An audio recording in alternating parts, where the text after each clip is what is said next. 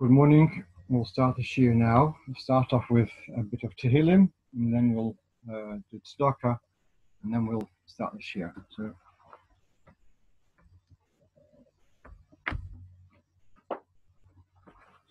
Tehillim, Kapitel Chof, למעשה מזוודו עד יענך עדינו ביום סורו, סגב חושם אלוהי יעקב, ישלח עזרך מקודש, ונציר יסודך, יזכה כל מכריסך, ולסך ידש נסלה, ביטון לך וברך וכל עשה סקירה. עדינו בשביעסך, נתגר ימלא עדינו כל משעלסך. עתו ידעתי כי אישי עדינו אישיך, יעניק משמי קודשי, מגבורס אישי ימיני, אלה ברכב ובאלה ועשוסם אנחנו בשם עדינו אלוהינו נזכיר, מקור ונפולו ואנחנו קמנו ונסעדוד, אדוני השיע מלך יעננו וינקרנו. כפנון, הללויה, הללו אל הקודשי, הללו בקיע עוזי, הללו בגברסם, הללו קרי גודלי, הללו בסק השפע, הללו בנבל חינר, הללו בסף מוחל, הללו במיני פעוגה, הללו בצלצלי שומע, הללו בצלצלי סרוע, כל הנשומות, hallelujah. Let's put something in tzedakah and then we'll start the share.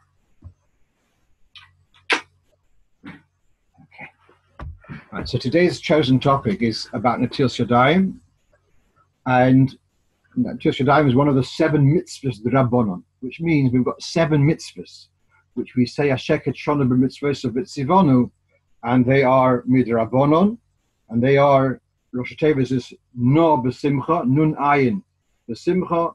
Nun stands for Natilat Yadayim, ayin stands for eruvin, beis stands for brachas, the brachas which we make on foods or on mitzvahs. Sin stands for Shabbos, Nethner Shabbos. Mem stands for Megillah, Ches for Chanukah, and Hey stands for Hal. So we've got the 7 mitzvahs Rabbanon, and so one of them is Natilat Yadayim, and this is attributed to Shlomo HaMelech, and it's got to do with the idea of communicating truma to food, particularly about people who eat truma. But be that as it may, we have a mitzvah of Natilat Yadayim before we eat bread, and when we do so, we make a bracha Asheket Shalom b'mitzvos v'tzivonu al Natilat Yadayim. The idea of washing hands exists in Torah also in the case of the Kohanim before they do the avodah, so that we all know there's the kiyur, where they would wash their hands and their feet before Berchas Koyah, before doing the avodah in the Beis Hamikdash. And so we also have Natilat Yadayim in the morning. The question is, when we say Yadayim, does it mean washing the fingers, or does it mean washing up until the wrist? And this is a discussion in the Gemara, and it may be in different halachas that the requirement is up until the wrist. But Natilat Yadayim l's'uda is also a question. L'maisa, we are machmir. We take the stricter view, and we wash Natilat Yadayim up until the wrist. And there's a famous lashon in the Gemara, who's one of the Chachamim, who says, I wash my hands with lots of water in a generous way. And min hashamayim, they give me a generous amount of bracha. In a sense, it's a hand-to-hand relationship, where we say, Paseach es yodecha, or masbiya l'chol chayrotz, and Hashem opens, we say, Hashem, open your hands and give us, in a generous way, give us bracha. By us being careful and being generous in the way we do the mitzvah of Natilat Yadayim, so we are eliciting a bracha from the Eibishter to give it, he should hand us in a generous way. So as I said, the Lemaisa, we wash our hands not just until what we call the knuckles, but up until the wrist. That's how far we wash Natilat Yadayim, and that's true whether it's washing for bread or washing Natilat Yadayim in the morning. The exception is on Yom Kippur and on Tisha B'Av, where we have limitations on bathing, and those 2 days when we wash the Natilat Yadayim in the morning, we wash only until the knuckles, and then after Yom Kippur or Tisha B'Av is over, then we wash again until the wrist to get rid of the Ruach HaTumah, etc. I don't remember what should be done if a person has to eat bread on Yom Kippur, what the halacha is then. Should they wash till the wrist? I don't remember that now. If someone needs to know that, ask closer to the time. I'm just going to mute everyone. Mute all.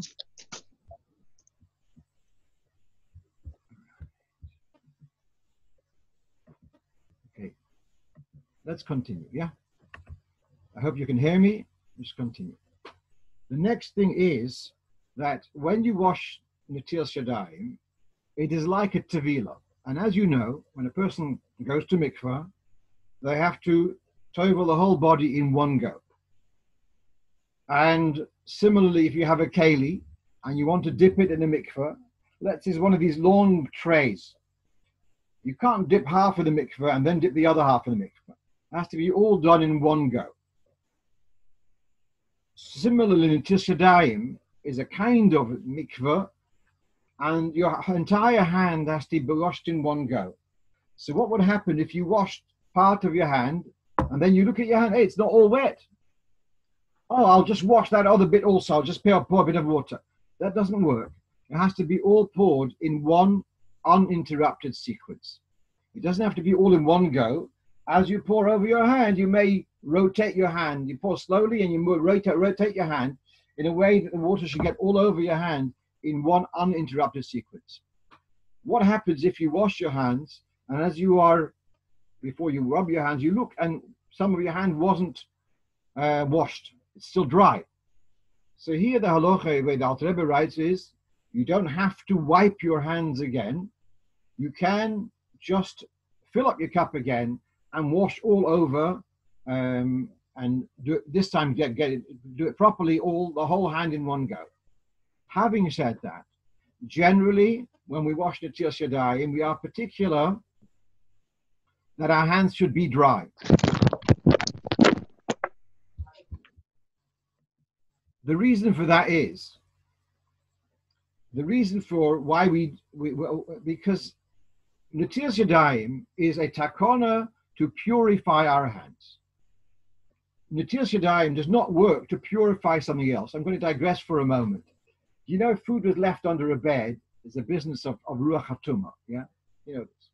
So what happens if someone left an orange under a bed? Can they wash the orange negelwasser? Wash 3 times, wash the orange. I've heard of people suggesting that kind of stuff, but it's questionable. The mitzvah of Netilas Yadayim is a method to purify hands, not to purify other stuff. So if you've got tummy water, pouring kosher water onto tummy water is not going to kosher that water. Okay, so therefore, I've got my hands are a little bit wet because I don't know, just came in from the rain. My hands are wet. So the water on my hands, because my hands are not washed, so my hands are tummy, so the water is tummy. By pouring Netilas Yadayim onto wet hands, that water remains tummy, because Netilas Yadayim can purify hands, it can't purify water.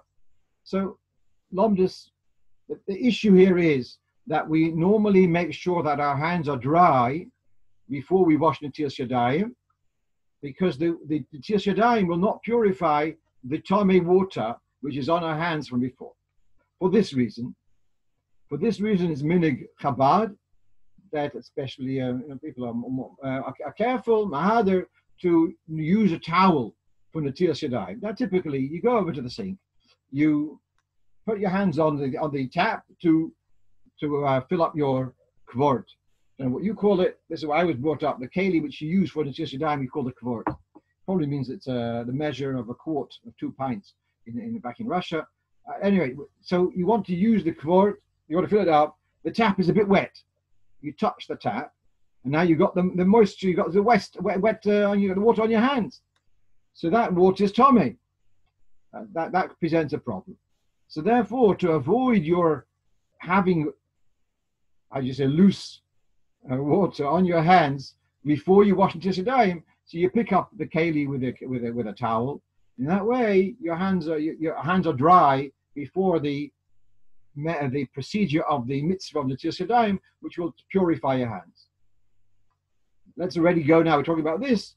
Minig Chabad is the Welt is knowing to wash Netilas Yadayim twice. In other words, when it comes to Netilas Yadayim for a meal, to pour water on the hands to purify the hands, and then you've got Mayim Shniyim, which is to purify the water which is on the tummy water. That's the minig Olam. Chabad have got a minig of washing Netilas Yadayim for bread 3 times, and the reason for this is mentioned. There's a whole story with the Rebbe Rashab. Someone on the Chassidim saw him washing his hand 3 times, and he asked the Rebbe, why is he doing it 3 times for bread? I'm not talking about nigel vas in the morning. That's for sure. It's 3 times. Everyone knows. But washing for bread is the belt is noig to do it 2 times. And the Rebbe Rashab says he has a mocker, but he doesn't remember now. Later, the Rebbe Rashab remembers where he'd seen it.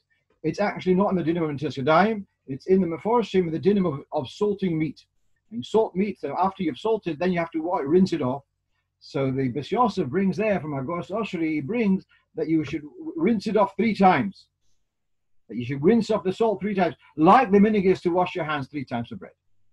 So the idea is that you should be a more thorough washing. That could be whatever. So our minhag is that we wash Netilas Yadayim for bread 1, 2, 3, 1, 2, 3, and but with the Chassidim are generally knowing to be careful to use a towel, and that is, as I say, to avoid having loose water on your hand before you actually go through the procedure of Netilas Yadayim.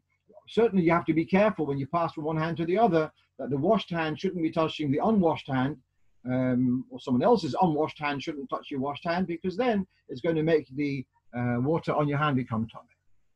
Right, I'm going to go on to the next point, and that is about the bracha. And what's the sequence? Now, generally, we have a seder of netilas of all mitzvahs. We first say the bracha, and then we do the mitzvah. Let's say, if you're going to put up a mezuzah, you say Asher Kishon Mitzvah B'Tzivanu Likboya mezuzah, and then you knock in the nails, or you screw it in, and so on. Well, generally, there are, though, several exceptions. As you all know, when it comes Friday evening, when you bench licht, you're going to first light the candles, and then you say the bracha. But that's because of a technicality. That because once you've said the bracha, perhaps it's already Shabbos for you. So you say first, so you first light, and then you say the bracha afterwards. Now, actually, with the Netilas Yadayim, it's also a technicality. If I've just scratched my hair, or I've just tied my shoelaces, whatever it may be, my hands are tamei. I shouldn't be saying a bracha if I've just tied my shoes. I have to wash my hands. So now it becomes a bit circular. I just tied my shoes, or scratched my hair, and I want to say a bracha. So I have to wash my hands to say a bracha. Then I have to say a bracha before washing my hands. It doesn't work. Yeah. So therefore, because of this circular problem, so the minhag is that we first wash Netilas Yadayim, and then we say the bracha. So, as I say, normally the sequence should be machshava, dibur, ma'isa, kavona. What I'm going to do, dibur is the bracha, and then the ma'isa of the mitzvah. But there are a few exceptions, and Netilas Yadayim and in the Neres Shabbos are the exceptions to this rule. You're first going to do the act and then say the bracha. So, number one is important. Just like you all know that when you've said a bracha to put up a mezuzah, in the middle of putting up a mezuzah, hello, how are you? What arrived in the mail today? And then you bang, bang, bang. And you say that, yeah? That's not okay. You're not allowed to interrupt between the bracha and the action. Similarly, the other way around. When you're bracha and washing Netilas Yadayim, and then you can say the bracha. So the bracha has to be linked to the act. Therefore, you shouldn't really, this is written in Poskim, as you wash Netilas Yadayim, you shouldn't be chatting about unrelated matters, whilst, even though you haven't said the bracha yet. On the contrary, because you don't want to interrupt between the bracha and the deed. Now, what is the, talking aside, let's now say, what is the Seder? So we have three actions. We have the action of washing with water. We also have an action of rubbing, shif hayodayim, to make sure, something like when you wash for hygiene, you rub your hands to make sure that in case there's something, some schmutz there, it's going to be picked off, going to be removed. So same thing after Netilas Yadayim, you wash your hands with water, then you rub your hands, and then you dry your hands with a towel. And the drying of the hands is actually quite important in halacha. And it says in the Gemara, there's a posuk, Al Kain Yochlu Vnei Yisrael es lachmum tomei. It's a posuk in Yechezkel, I believe, about eating their bread tomei. And the Gemara says, Ha'oichel beloi Netilas Yadayim. Sorry, Ha'oichel beloi niguv Yadayim. The oichel who wants to eat without drying his hands is as if he's eating tomei bread. What's wrong with having your hands wet when you're eating bread?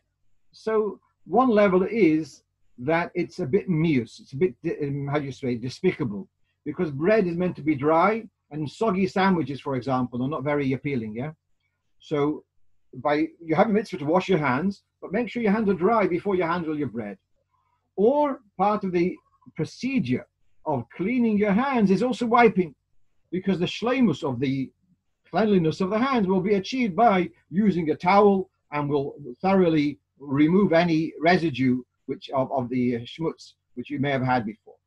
Be that as it may, so the wiping of the hands is part of the mitzvah of the Netilas Yadayim. So although for technical reasons as described, we cannot say the bracha before washing, we do make a point of making the bracha before the rubbing and particularly before the drying, because it's as if I'm making the bracha before I finish the mitzvah. Okay? So that's the Seder. So let's go, what's the Seder then? You wash your hands and you then say the bracha, and at the same time you're rubbing your hands, and then you go and dry your hands. This is true for Netilas Yadayim for bread. By contrast, Netilas Yadayim in the morning, so there our minhag is different. There you wash your hands, dry your hands, and then you say the bracha Netilas Yadayim. So I'll repeat that. Netilas Yadayim for a meal, the bracha is said before wiping your hands. Netilas Yadayim in the morning, with the morning brachas, you finish off washing and drying, and only then you say the bracha. Let's not get sidetracked to that, but that's the sequence over here. Netilas Yadayim for the meal, for the bread, the bracha is said before you wipe your hands. Now, the next thing on my list is the point called chatzitza. Now, for sure, the people listening here, I don't have to explain what a chatzitza is. It's the word chatzitza comes from the word like the same word as mechitza, a divide, and it's an obstruction which doesn't allow the water to come into contact with the flesh, with the skin. And so just like for mikveh, chatzitza is a problem. Similarly, for Netilas Yadayim, chatzitza is a problem, and therefore generally women will remove their rings before doing Netilas Yadayim. And if there's a plaster, it becomes a problem. The issue here is that the water cannot get there. Now, what about nail polish? So the concept of chatzitza is a disturbing presence, an undesired presence. So long as the nail polish is in good condition, so on the contrary, you want it to be there, and therefore it's not a chatzitza. Once that becomes an irritation, its presence irritates you, you don't want it to be there, then it morphs into a chatzitza. And then you'd have a problem of Netilas Yadayim until you'd remove it. Right. Now, the Gemara says that it's good advice that before a person eats a meal, they should first use the bathroom to relieve themselves of what they had from the previous meal. The Gemara uses a cute, perhaps crude mashal, like if you have a fireplace, the old 50, 60 years ago, we had fireplaces in the houses. So before putting in fresh coal, you first have to rake out the burnt out ashes from yesterday's fire, and then you put in fresh fuel. So the same thing with our bodies. Before we put in fresh fuel to function, if there's waste from the previous meals, so then first relieve yourself. So we have here, it's an etiquette that a person should, and especially we should teach children this also. It's that jumping up in the middle of a meal to run to use a toilet is really it shouldn't be a normal thing. I don't know if a person has a problem, but generally it should be avoided. Now you use the toilet, and you've got now wash your hands after the toilet, which before saying ashiyotza, and then you have to wash your hands for bread. So now you have to wash your hands for two things. Can you do them together? And the way the Alter Rebbe writes in Siddur, you can. I don't know whether he recommends it, but he says you can. And he says the following: you could wash your hands once, 1, 2, 3, 1, 2, 3. No, the 1, 2, like for a meal, 3 on right hand, 3 on the left hand, and then you'd say the bracha on Netilas Yadayim, and then you wipe your hands, and then you'd say the bracha shiyotza, and then you'd say havoitzi. You're going to say ashiyotza is a hefsek between Netilas Yadayim and Hamoitzi, the Alter Rebbe says it's not such a hefsek, because the etiquette of relieving yourself before the meal is kind of relevant to the meal. It's not an unrelated thing. Therefore, the Alter Rebbe says you could do that.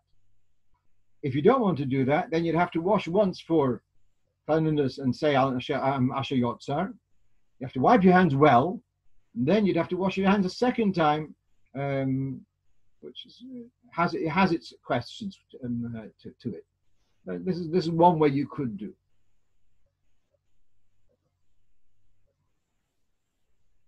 Right. I might be repeating something which we had not so long ago, because we had a session on taking halacha on holidays. That was about 2 weeks ago. Seawater is invalid for Netilas Yadayim, because the water for Netilas Yadayim has to be drinkable. And therefore, to go, if you're at the beach, and to go over to the seafront, to the water, and to scoop up a bucket or whatever and use that for Netilas Yadayim is invalid, because it has to be drinkable water. Alternatively, you could, if you didn't have any other water, you could dip your hands in the sea as a mikveh, and then you'd say, instead of saying al Netilas Yadayim, you'd say a bracha al shtifas yadayim. So you can, that's an alternative. Now, two things. Since I'm coming up with this, a number of years ago, I went with my children to Eretz Yisrael, and it were the two older ones, and we also stopped up in Tveria. We saw the cave of the Rambam, etc. We also stopped outside a hotel, and there was this pool, which is boiling water. It was like amazing. It was posh boiling water. You couldn't keep your hand in it. It was mamish, very, very hot water. It's like, because Tveria's got these natural hot springs. It was too hot for us to dip our hands in. It was like boiling. But how about taking some of that water and wait for it to cool down, and then to use it, because the hotels didn't let us in, because we are straggly travelers. So where do you wash Netilas Yadayim? So could you take water from that pool and use it for Netilas Yadayim? And I wasn't aware at the time, but the halacha is that it's not valid, because the water of Tveria has got a sulfur to it. It's got a sulfuric taste, and as a result, it's not drinkable. So the water of Tveria may have other very beautiful and healing qualities, but for Netilas Yadayim it's not valid, because the water for Netilas Yadayim has to be drinkable. Now I want to share with you another interesting thing. Perhaps the last lesson we talked about this. Can you dip your hands in a river, or is a river kosher mikveh? So generally, rivers should be kosher mikvahs, even though they're flowing and it has to be static. But okay. But I raised the problem that sometimes rivers have got dams upstream, and the dam means that it's for generating electricity, so it's got these turbines. So, and that means all the water which comes downstream has gone through the turbines. Turbines being kalim has made all the water ma'im she'uvin, has disqualified them for mikvah. So it's not so poshut to use a river for a mikveh, whether it's for Tvilas Noshim or Tvilas Kalim, not so poshut. So I had a shaila. Someone sent me a WhatsApp picture of a river. I said, and asked the woman on holiday, and asking, can she use this for mikveh? And I said, it looked to me like a sea. So she says, no, it's a river. So which river is it? So the river is in Annapolis. I've never heard of it. I looked it up. Annapolis, if you know where Nova Scotia is, and so it's on the east of Canada. You fly over it as you come in from England to America. So this Nova Scotia's got this Annapolis River, which is flowing north to south. So I Googled this river, and there is Takia water dam. There's an electricity dam at a particular point, and above that is like a nature reservoir. So I was able to respond and say, listen, if you're on holiday over there, if it's north of this and this place, you can use that place for the river as a mikveh. If it's south of that place, you cannot use it as a mikveh. All right, so let's go on. So let's go on. Can you use a keli with a spout for netilas yadayim? Can you see I've got here in front of you, I've got this, perhaps they call it a gravy boat or something. Can you use such a thing for netilas yadayim? Let's explain, what is the problem? I'm sure many of you are familiar that to use a keli with a spout is not valid for netilas yadayim, and I want to explain what's the problem. You can see here the drawing. So we've got here a jug, and the jug has got a spout, and the spout is higher. It juts out higher than the jug. That is where the problem is. Now, let's take a look at the drawing. When you pour netilas yadayim from the spout, the spout is not called a keli because the spout is higher than the jug. So the spout part is not called a keli. So now when the water pours onto your hand, if the spout weren't there, it would miss your hand. If the drawing is not accurate, it doesn't matter. But that's the concept. You understand, if the spout juts out another inch beyond the keli, and because of that inch, that's why the water got to your hand, so then you washed your hands not from keli, but from a spout, not from a keli. So here the spout is not really much higher, so it's quite marginal.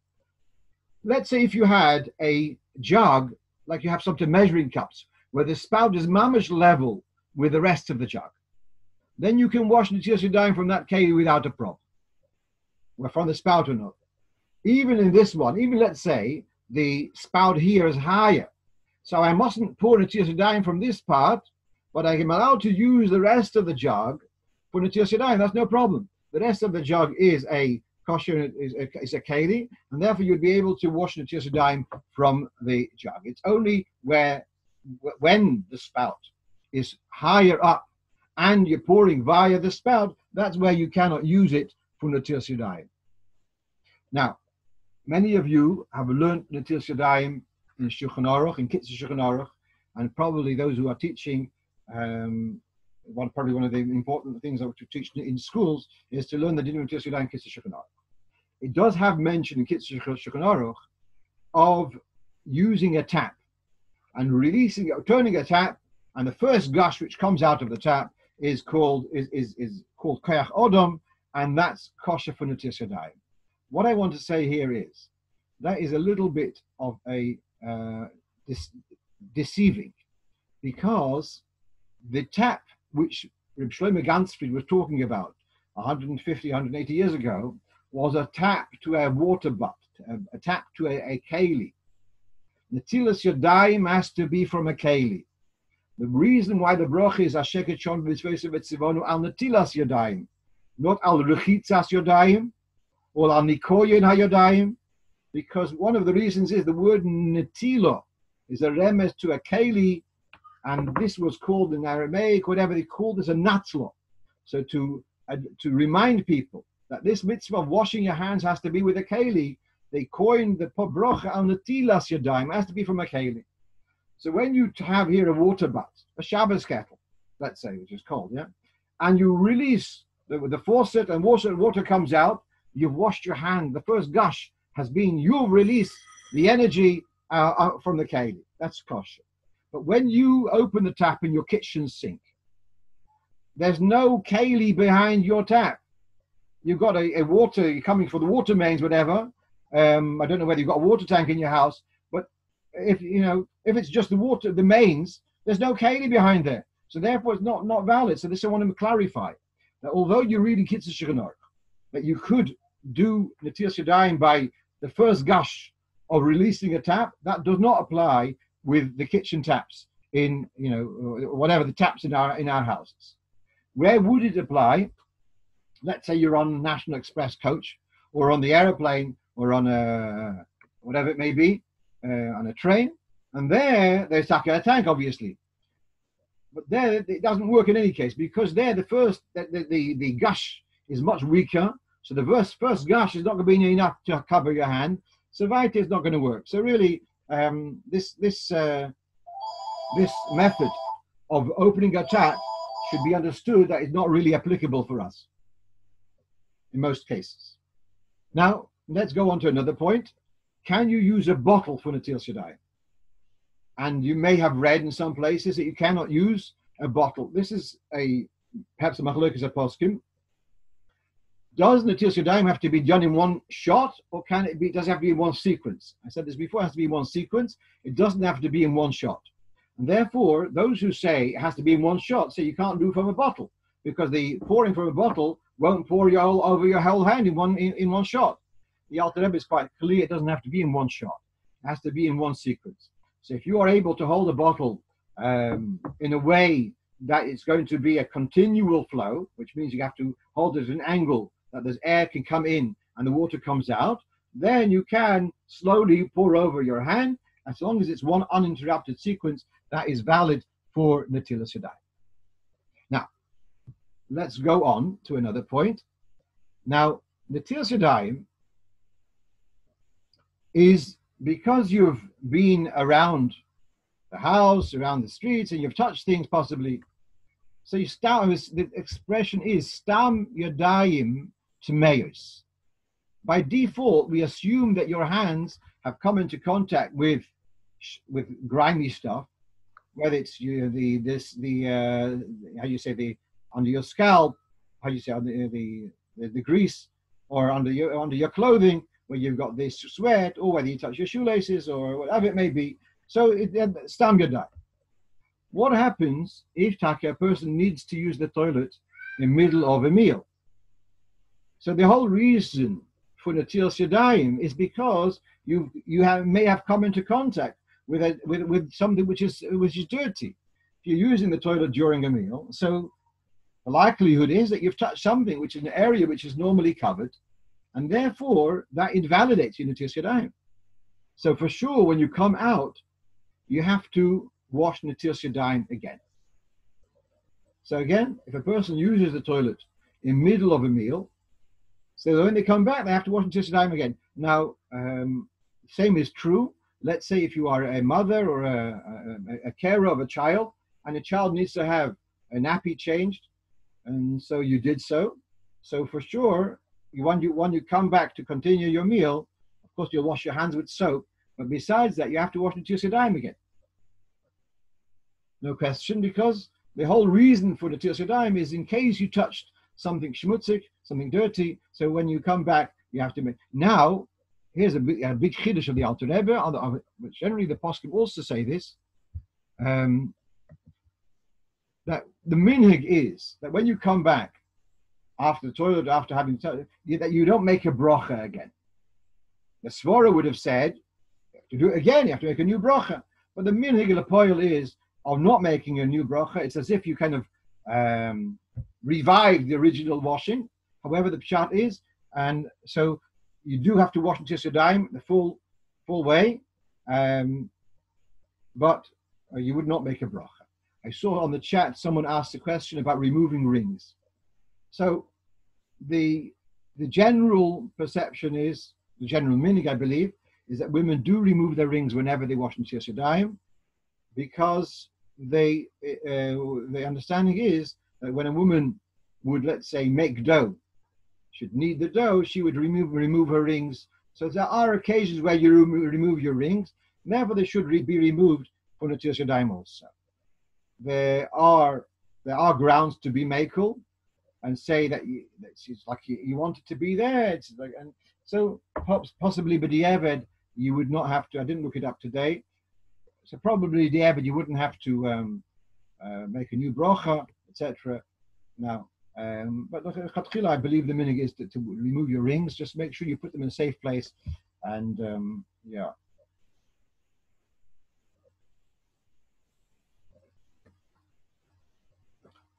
Next, I mentioned at the beginning that the reason for Shlomo HaMelech for instituting the concept of Netilas Yadayim has got to do with tumah of food, not to communicate tumah to food.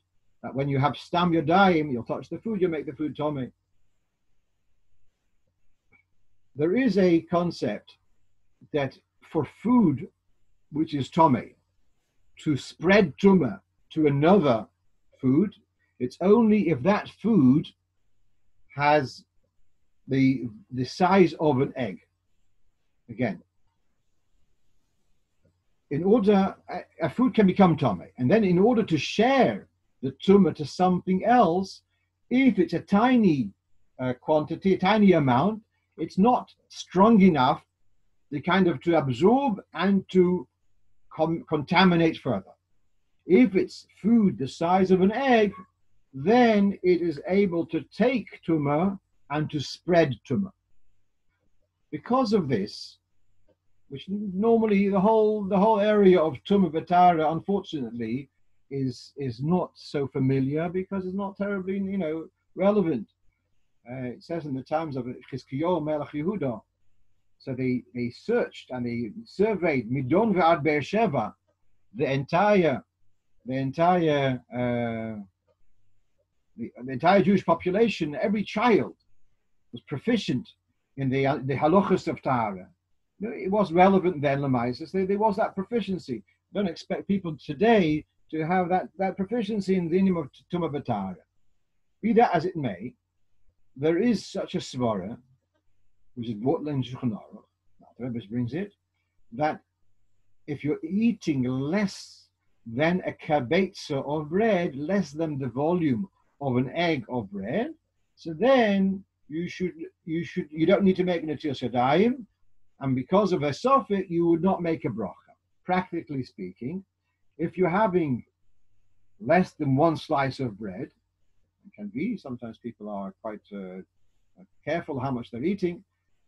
You're having less than one. Some people say a kazayis, that one slice of bread is a kazayis.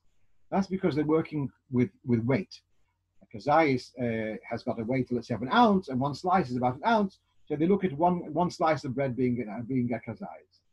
The truth be told, that actually the shiurim are not in weight, or they are in volume, and you don't have to compress it. And because of this, that's why I'm saying it carefully, that actually an average slice of bread, or let's say on a square loaf, is probably more than the volume of an egg.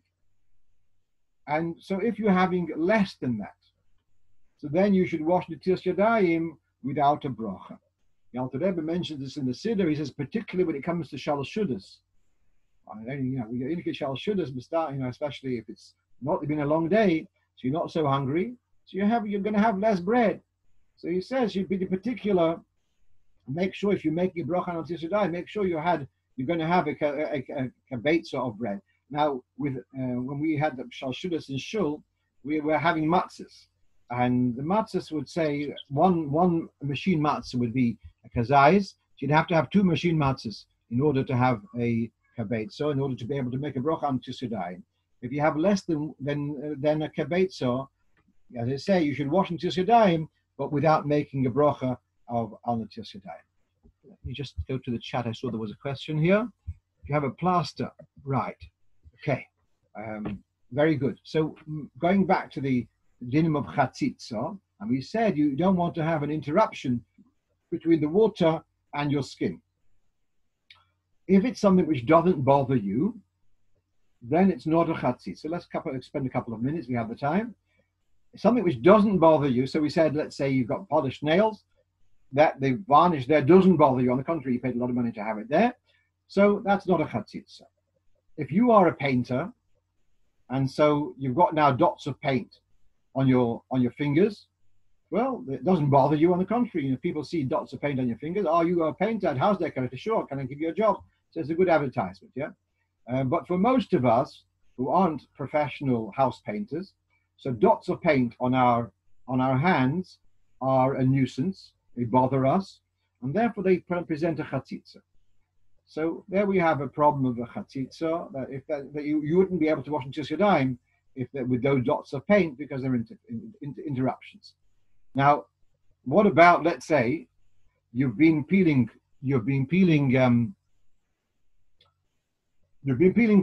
beetroots, and then once you're finished, your hands are all red, and you wash with soap, etc.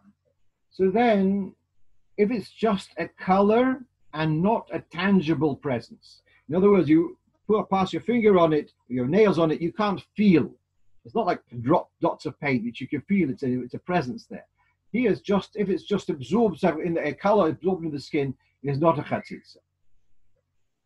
Coming back to the decorator, if you're a car mechanic and your hands are full of black grease, and you wash your hands as well as you can, but there's still going to be traces which you can't remove, that's for a car mechanic, that's not a chatzitza. But for fellows like myself, who I'm not very good at mechanics, car mechanics, so then that grease would be a chatzitza. Again, if it's just a presence, but not tangible presence, then it would still be able to make a bracha. Now, I'm going to go to the chat again. Someone asking, what do you do about washing for bread with a removable cast? So let's deal with the plasters for the moment, yeah? So if you have a bleeding a wound and you put on a plaster, so then you want the plaster there, so it's not really a chatzitza, and therefore, theoretically, you could wash your whole hand and leave the plaster in place. The common minhag is to kind of cover at least that finger. Some people put a glove on their hand, or at least to cover that finger so that you're not touching the food with an unwashed finger. That's the best you can do. If a person has got a cast, if it's covering the palm, but the fingers are visible, are protruding for the cast, then, as I said right at the beginning, we had this discussion. The main netilas yadayim is actually the fingers. And therefore, if you can wash the fingers, that would be fine.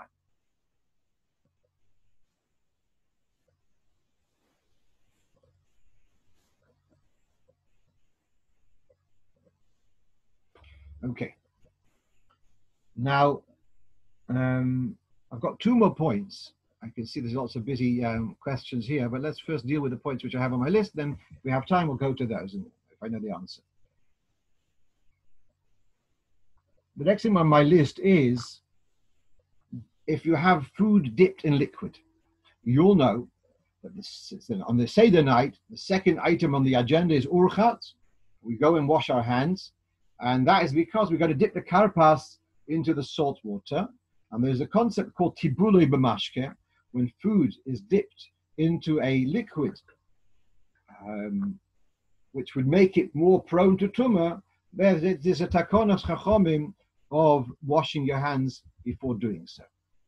Some say that nowadays, because largely the dinim of atar are obsolete, therefore it's not necessary. Therefore, some people are not so particular about this.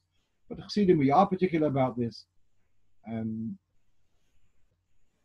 You may know, this for me was a chiddush, but you may know that whilst by our minhag is, by urchatz, everyone gets up to wash, many yidden is only the leader of the Seder washes by urchatz, and everyone else stays put. And then they take the view that the urchatz is a lifnim mishur sadin, and it's only done on Pesach night, and the rest of the day they're not particular, but by Chassidim we are particular. Therefore, let's say to eat pickled cucumbers, which are wet, to eat with your fingers, we would avoid that. And let's say dipping a biscuit in your coffee, we'd avoid that. Rosh Hashanah, we dip the apple in the honey, yeah? But that is done after the netilas yadayim. But that's not such a problem because you've already washed netilas yadayim. But let's say dipping something in honey, is honey called a liquid? So generally we think honey is one of the 7 liquids, which are recognized as liquids in halacha. However, that's not so poshut because a lot of the honey is used actually not for drinking, but for cooking and making solids, making foods, making cakes, whatever it may be. So I wouldn't say with confidence that every dipping in honey requires netilas yadayim. But okay, so you got these 7 liquids. If in milk, etc. Oil is only olive oil is an issue. So let's say you've fried chips and they're still wet from sunflower oil. That's not a problem because sunflower oil doesn't count as one of the shiva mashkim. But let's say a piece of chicken which is cooked and you want to, no one else is looking, you want to eat the chicken with your fingers. So then that would be an issue of tibulei b'mashke because of food which is wet with water, or so then we wouldn't eat it without washing the hands without a bracha. As I said, it's a machlokas apostle that applies today. So we're doing netilas yadayim for tibulei b'mashke without a bracha. Right. Let's now take a look at these questions. Someone is writing here. I didn't really get this question. So if someone writes like this, I'm finding it difficult to remove my rings every time I need to wash netilas yadayim. For bread, I always take them off. As a busy mother, I'm wanting to make sure I wash my hands every time I have been keeping my rings on. Okay, what I would say is like this. If you're asking about after using the toilet, there's no mitzvah of netilas yadayim there as such, no bracha, and therefore you don't have to remove your rings for washing after using the toilet. But if you are talking about netilas yadayim in the morning, when you get up, and after you wash negel and you wash your second time, and then you're going to make a bracha on netilas yadayim, for that washing, you should also remove your rings. The next point which I have here on the question is, someone asking here, what about a raivita? Do you need to wash negel or you mean netilas yadayim for raivita? I don't remember exactly why should raivita be different to a regular matzah? Is it not made with flour and water? If it's flour and water, then it's hamotzi. Now I'll tell you. You might see, let's see, on the tea crackers, it says on the tea crackers, some of them say the bracha is mezainis. And I want to explain to you something. It says in Shulchan Gemara, a pasabo bekisnin is mezainis. There's three opinions about pasabo bekisnin. One says it means a nibble bread, a thing which you have as a snack. Another one says it's a bread which is like a pouch, which is filled with sweet stuff, like a strudel. There's a third opinion, which says, Rav Hai Gaon, he says that pasabo bekisnin means, he uses the word kachin, which means a thin cracker.